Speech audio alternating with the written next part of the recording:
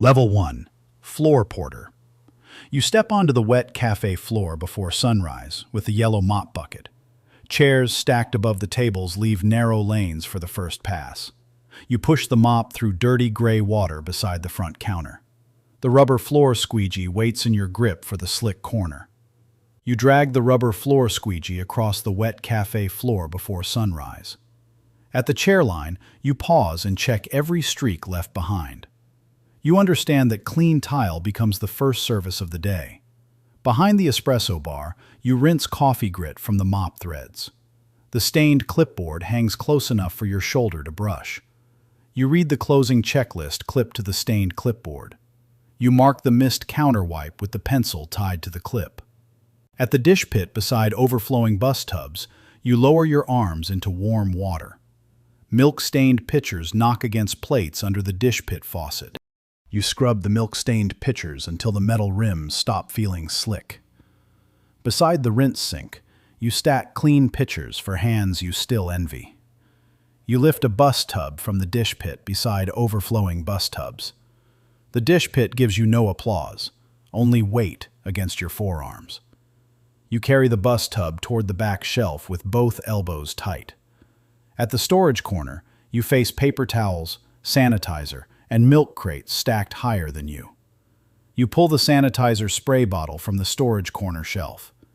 With the fading label turned outward, you spray the lower counter edges. You wipe the counter seam where dried syrup catches the rag. You count the paper towels by touch without pretending count means authority. At the milk crate stack, you brace one leaking carton against your hip. You carry the milk crate with leaking cartons away from the clean walkway. The cold carton seam stains your apron before the espresso machine warms. You place the leaking milk crate below the storage corner shelf. You kneel near the drain, with the drain brush covered in milk sludge. The drain smell reaches your face before any customer reaches the door. You work the drain brush through the cafe drain until the sludge breaks. You rinse the drain brush in the mop bucket water turned gray again. At the torn cardboard boxes from bean shipments, you bend the flaps flat. You break down torn cardboard boxes against the storage corner wall. The bean names printed on cardboard feel closer to coffee than your job title. You carry flattened cardboard toward the trash alley behind the cafe. In the trash alley behind the cafe during the last close of the night, you tie black trash bags full of coffee grounds. You lift one black trash bag against your thigh and feel the wet grounds settle. Coffee perfume and alley rot mix around your hands without romance. You set the black trash bag beside the alley bin. You return to the stained clipboard before the lights come fully on. The closing checklist still carries the stains from shifts above your rank. You read the final line on the closing checklist and accept the gate. You learn that hospitality starts before anyone tastes anything. With the yellow mop bucket at your side, you stand on the wet cafe floor before sunrise. Level 2. Barback. You enter the narrow service lane behind the espresso bar during a morning rush. The ticket printer keeps spitting orders onto the counter beside your route. You tuck your shoulder past the working barista without touching the steam wand. With no room for pride, you reach for metal milk pitchers waiting in the rinse sink. You rinse the metal milk pitchers before the ticket strip grows longer. The working barista calls for milk without looking away from the portafilter. You slide clean metal milk pitchers into the milk steaming corner. You move through the narrow service lane with sleeves of hot cups in 3 sizes. A missing sleeve can slow the whole bar before anyone blames technique. You stack the sleeves of hot cups in 3 sizes above the register counter. At the cup and lid shelf, you spot the box of compostable lids split open on the floor. You crouch beside the cup and lid shelf and gather compostable lids back into the box. The open box makes the service lane feel narrower under your knees. You set the box of compostable lids where the barista can reach. You step into the walk-in fridge where tickets keep printing outside. Milk gallons marked with delivery dates line the walk-in fridge shelf. You read the delivery dates on the milk gallons before choosing the front row. You carry the milk gallons from the walk-in fridge toward the espresso bar. cold plastic handles cut into your fingers during the rush route. You load the milk gallons under the bar before the next latte order lands. At the pastry case, before the first commuter line forms, you take pastry tongs. You lift pastries with the pastry tongs into paper pastry bags. The empty corners of the pastry case warn you before customers ask. You place paper pastry bags behind the glass pastry case labels. You watch the first commuter line press toward the register counter. At the ice bin, you dig the ice scoop from the half-empty bin. You refill the working barista's ice container without blocking the register barista. The half-empty bin teaches you to see shortage before panic. You cross back to the narrow service lane with a bag of espresso beans. On the bag of espresso beans, you read the handwritten open date. You set the opened espresso beans within reach of the grinder. The working barista nods once because the beans arrive before a request. You understand that usefulness means arriving ahead of need. You check the ticket printer strip before leaving the service lane. The ticket printer spitting orders onto the counter becomes your pressure gauge. You clear the counter space around the ticket printer without touching the drinks. At the cup and lid shelf, you return one loose sleeve to the stack. You keep the bar moving by removing the next possible stop. With the bag of espresso beans open beside the grinder, you stand in the narrow service lane. Level 3. Register barista. You take the register position for the first time with the marker in hand. The line of customers watches every keystroke at the register counter. You open the touchscreen register with drink modifiers already filling the screen. At the register counter, you listen to a vague order without correcting the customer too quickly. You translate the vague order into actual drink modifiers on the touchscreen register. The tip screen turned toward the customer makes silence feel louder. You angle the tip screen toward the customer and keep your face steady. You read the customer mood from the pause before the payment tap. At the front door rush, commuters shake rain from coats and demand speed. You keep the line moving by repeating the drink names into the register. The touchscreen register becomes a gate between comfort and irritation. You press the correct milk substitution after hearing the order twice. You write the customer name on a hot cup with the marker. At the pickup area, confused guests compare cups and names. You walk to the pickup area with the marker still clipped to your apron. The cup with the wrong name stays in your hand for one breath. You rewrite the correct name on the cup before the guest loses patience. You return to the register counter and face a receipt with a mistaken milk substitution. On the receipt, you read the mistaken milk substitution beside the drink name. You pull a refund slip from the small stack near the register. The customer watches the refund slip more closely than your apology. You fill the refund slip and keep your voice low. At the glass pastry case, empty labels create a different kind of pressure. You point to the empty labels instead of promising pastries you cannot sell. The customer complaint card near the counter waits for anger without needing a voice. You lift the customer complaint card and read the first sentence. You understand that service means holding irritation without passing irritation backward. At the small table beside the register, a regular waits to be recognized. You stamp the loyalty stamp card with one stamp missing. The almost full loyalty stamp card changes the regular's face before coffee arrives. You place the loyalty stamp card back beside the register. You take the next order while the ticket printer pulls the bar into motion. The register counter stops feeling like a wall and starts feeling like a valve. You choose the next button on the touchscreen register before the line hardens. You hold the marker above the next cup and accept being seen. With the touchscreen register glowing in front of you, you stand at the register counter. Level 4. Bar barista. You step under the harsh task lighting at the espresso station. The first shots run too fast into the demi-tasse cup. You lock the portafilter with the wet espresso puck into the group head. At the espresso station, you place the demi-tasse cup on the digital scale. You read the digital scale while the shot timer counts seconds. The number on the digital scale makes your pride feel exposed. You adjust the espresso grinder by the grind setting tape marks. You pull another shot and taste the result with the tasting spoon. Sour and bitter test shots sit beside the tasting spoon in separate cups. You rinse the tasting spoon before judging the next espresso. You knock the spent puck into the knockbox packed with spent pucks. At the milk steaming corner, pitchers pile up during a ticket surge. You wrap the steam wand with a damp cloth before steaming milk. The steam wand pushes heat through your wrist as the line grows. You texture milk until the pitcher feels ready against your palm. You pour into the latte art practice cup after close. Failed pours slide into the sink at the training bar after close. You keep the latte art practice cup under the pitcher without chasing applause. The training bar after close gives you room to fail without witnesses. You wipe the portafilter basket before returning to rush service. At the crowded service counter, perfect technique collides with impatient customers. You build drinks in sequence while tickets stack beside the machine. The ticket surge forces craft to share space with speed. You stop with the portafilter in hand and register the harder lesson. You understand that a perfect shot loses value when the bar drowns. At the espresso grinder, you reset the grind by the tape marks. You taste another shot with the tasting spoon and choose the usable recipe. The senior barista checks the demi-tasse cup while you hold the saucer steady.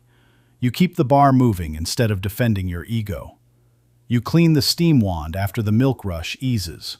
The damp cloth stays in your hand because cleanliness now belongs to craft. You empty the knockbox packed with spent pucks into the grounds bag. At the espresso station, you read the shot timer one more time. You accept that coffee changes faster than your confidence. You place the portafilter across the machine tray with the basket clean. With the digital scale under the demi-tasse cup, you stand at the espresso station. Level 5. Shift lead. You take the center of the cafe floor with the station assignment sheet. The bar, register, and lobby all fit inside your first scan.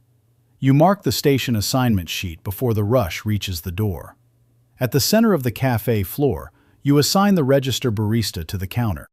You point the bar barista toward the espresso station and keep your tone even. The station assignment sheet makes former peers hear a new role in your voice. You clip the headset to your apron for floor communication. At the break area, a tired coworker argues about being sent late. You hold the break schedule with crossed-out times between both of you. The crossed-out times make fairness visible and uncomfortable. You read the next break line and choose the least damaging move. You send the tired coworker toward the break area chair. At the front counter, a customer escalation forms around a remade drink. You take the remake cup with the wrong milk marked on the side. The wrong milk mark turns a mistake into a public test. You read the side of the remake cup before speaking to the customer. You choose a remake instead of defending the first drink. The register barista watches your choice while the line keeps breathing. You place the remake cup near the bar barista without blame. You write an incident note after the customer confrontation. The incident note keeps the confrontation from becoming gossip alone. You tuck the incident note beside the drawer key on a worn wrist coil. At the drawer, you use the drawer key on the worn wrist coil. You check the cash drawer before the next break change. The drawer key adds responsibility without adding calm. You open the staff group chat on a phone after a call-out. At the center of the cafe floor, you reroute the station assignment sheet again. You understand that control means protecting the floor while pressure moves. The close begins with half-finished tasks and one employee already checked out. You circle missed tasks on the close checklist. You carry the close checklist across the closing floor without raising your voice. The missed tasks show where speed borrowed time from cleanliness. You assign the final wipe to yourself and keep the team from breaking. You read the close checklist and accept that leadership costs attention. With the station assignment sheet folded in your hand, you stand at the center of the cafe floor. Level 6. Cafe Manager.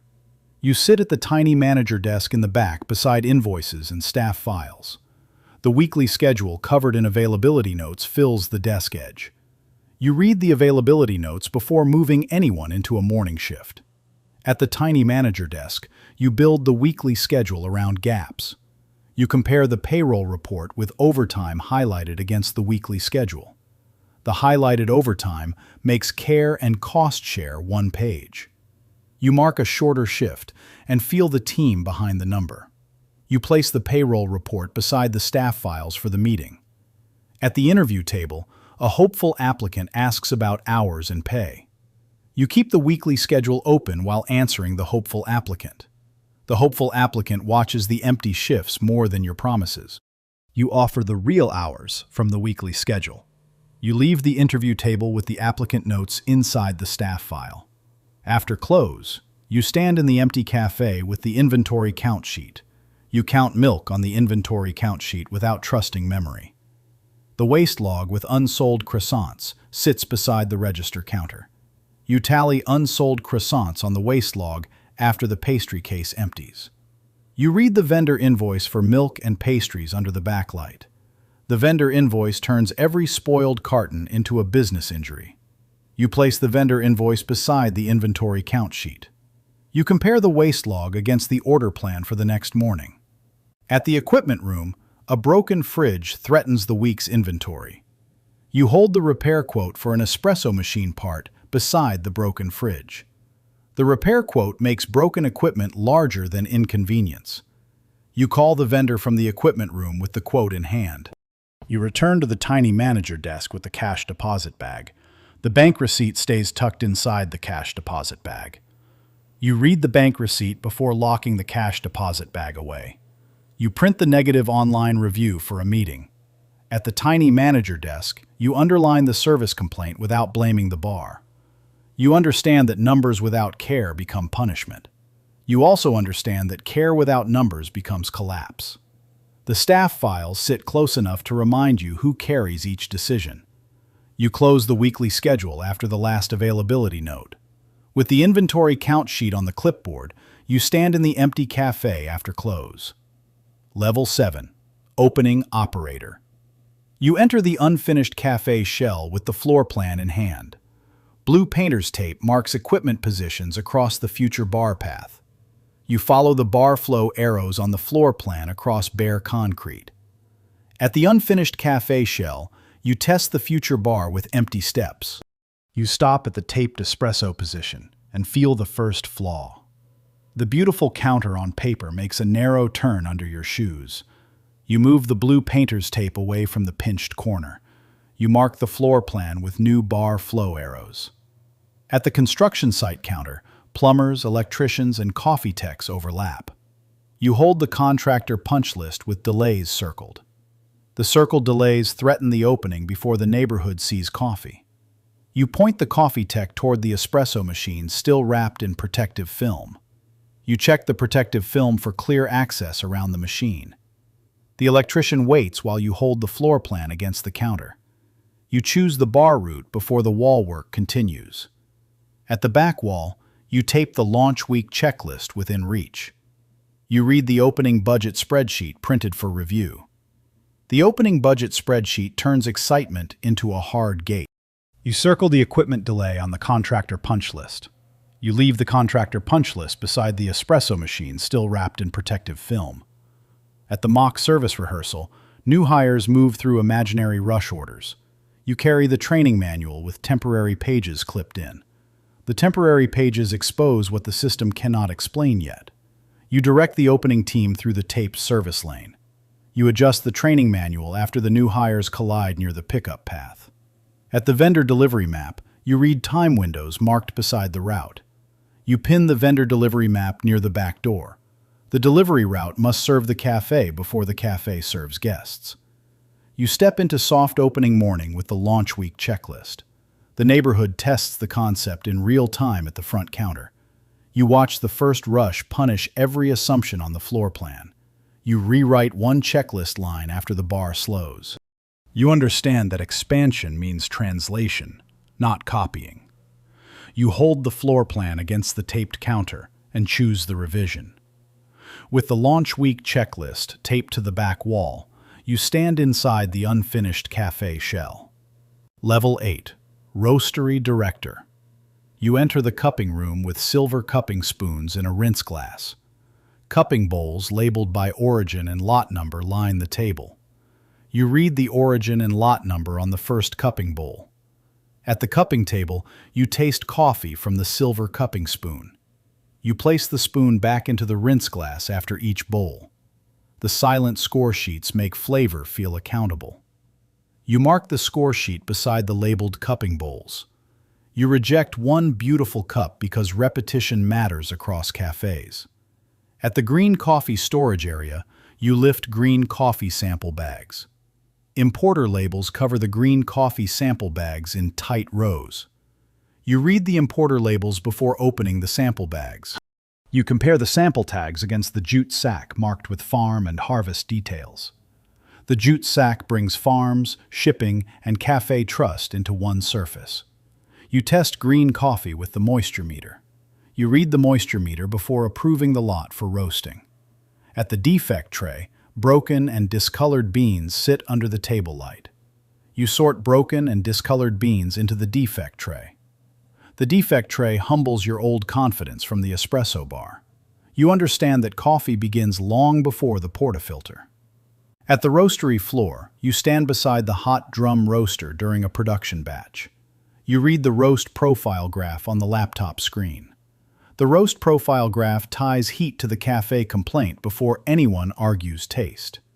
You adjust the roast decision from the laptop screen notes. You listen to the batch without treating sound as romance.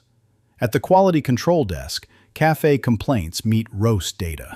You place the sealed retail coffee bag with a roast date stamp beside the laptop. You read the roast date stamp on the sealed retail coffee bag. The cafe team needs coffee the customer can trust every day. You compare the cafe complaint against the roast profile graph. You choose the practical coffee over the dramatic coffee. The importer sample bag stays closed after the decision. You accept that taste must survive price, supply, and training. You carry the sealed retail coffee bag toward the quality control desk edge. You keep the silver cupping spoon clean for the next round. With the sealed retail coffee bag beside the roast profile graph, you stand at the quality control desk. Level 9. Multi-unit operator. You start the day with the store audit checklist in your hand. Different cafe locations carry different problems through the same brand promise. You enter the first cafe location and score the espresso station.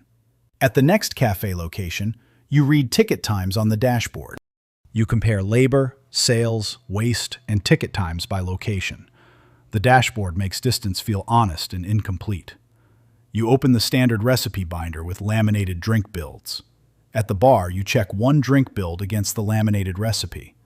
You leave the recipe binder open for the cafe manager. The cafe manager watches the binder more carefully than your face. You move to the regional manager meeting with the store audit checklist. At the regional manager meeting, store leaders defend their numbers. You read the store audit scores by location before speaking. The scores do not show every tired face behind the counter. You ask the cafe manager to explain waste without blaming the newest barista. You place the manager performance review forms beside the audit checklist. At the training room, new managers practice difficult conversations. You hold the promotion pathway chart for baristas and leads against the wall. The promotion pathway chart turns ambition into a route. You point a new manager toward the difficult conversation practice.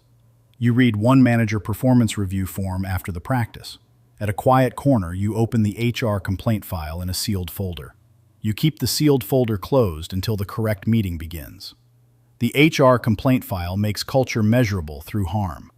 You carry the sealed folder away from the training room. At the next cafe location, you review the secret shopper report with photos attached. You place the photos beside the store audit checklist. The photos show service gaps you could not personally witness. You mark the audit checklist without turning the cafe into a trap. At the hotel lobby after a site visit, you spread the map on the table. You read possible future neighborhoods marked beside existing shops. The map tempts expansion beyond the reach of culture. You understand that personal heroics cannot cover every cafe. You choose which problems become systems before choosing new neighborhoods. With the store audit checklist beside the marked map, you sit in the quiet hotel lobby. Level 10. Coffee Empire Architect.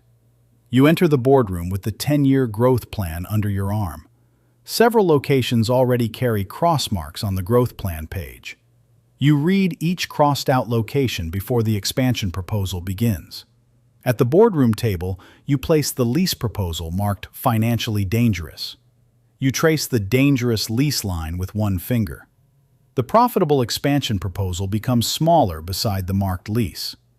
You reject the proposal without turning restraint into performance. You keep the 10-year growth plan open for every future argument. At the private strategy table, you spread maps, leases, and supplier commitments. You read the supplier ethics report from an origin partner. The origin partner changes growth from appetite into obligation. You place the supplier ethics report beside the company values document. You edit the company values document by hand. The handwritten edits keep culture from becoming decoration. You read the price increase memo prepared for public explanation. You choose plain language on the price increase memo. At the leadership succession chart, you mark the future operators who can protect the system. You point a future leader toward the roastery and café walkthrough. The future leader walks beside you while the system runs without your hands on every station. You carry the brand standards book with non-negotiable rules through the walkthrough. At the roastery floor, you check the retail coffee bag against the brand standards book. You step into the cafe and watch the register line from the guest side. The cafe keeps moving because other people know the rules. You understand that the empire survives only when power leaves your hands correctly. At the quiet flagship cafe corner, you open the closed cafe prototype plan labeled "Not Yet." You read the "Not Yet" label before looking back at the room. The closed cafe prototype plan protects the company from hunger disguised as vision. You leave the closed cafe prototype plan on the private strategy table. You return to the boardroom with the company values document. The boardroom no longer feels like the opposite of the cafe floor. You hold the company values document and accept the largest responsibility. You choose scale only where taste, people, service, and profit can survive. With the closed cafe prototype plan labeled "Not Yet" in front of you, you sit at the private strategy table.